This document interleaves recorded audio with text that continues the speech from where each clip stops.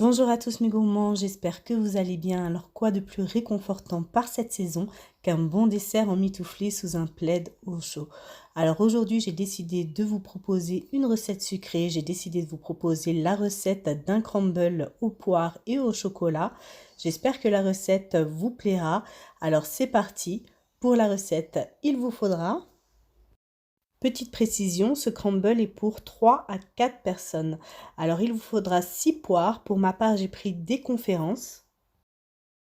40 g de pépites de chocolat noir, vous pouvez très bien aussi prendre des pépites de chocolat au lait.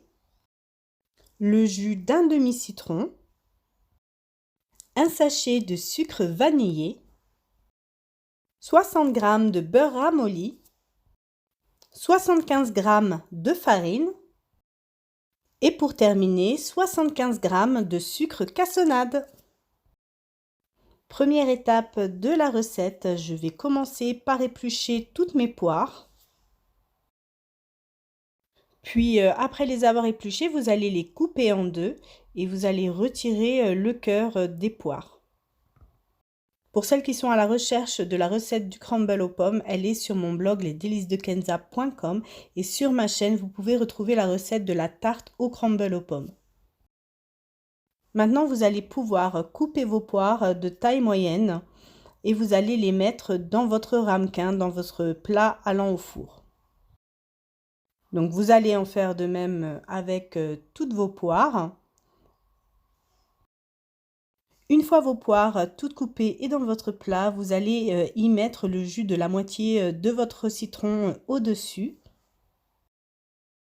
Puis vous allez pouvoir également saupoudrer votre sucre vanillé sur le dessus. Puis vous allez mélanger le tout à l'aide d'une cuillère. Alors maintenant, vous allez pouvoir rajouter vos pépites de chocolat sur le dessus. Essayez de les rajouter un peu partout sur le dessus de votre plat. Et puis, nous allons mélanger à l'aide d'une cuillère pour que les pépites de chocolat aillent un peu partout dans notre crumble. Une fois cette étape terminée, nous allons passer à la préparation de la pâte du crumble. Donc dans un saladier, vous allez verser la farine ainsi que le sucre cassonade. Vous allez y rajouter le beurre ramolli et vous allez commencer à malaxer le tout. Voici à quoi ressemble votre pâte à crumble. Maintenant, nous allons émietter la pâte à crumble sur le dessus des poires et du chocolat un peu partout sur le dessus, afin que celle-ci recouvre la totalité de nos poires. Si vous êtes à la recherche d'un dessert en particulier, n'hésitez pas à me le dire dans la barre de commentaires. Alors maintenant, on va enfourner notre crumble dans un four préchauffé à 210 degrés pendant environ 20 à 25 minutes.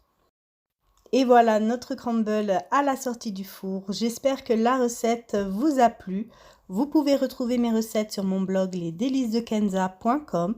N'hésitez pas à liker, commenter et partager cette vidéo, ainsi que de vous abonner à ma chaîne YouTube et d'activer la petite cloche afin de recevoir une notification à chaque nouvelle recette postée.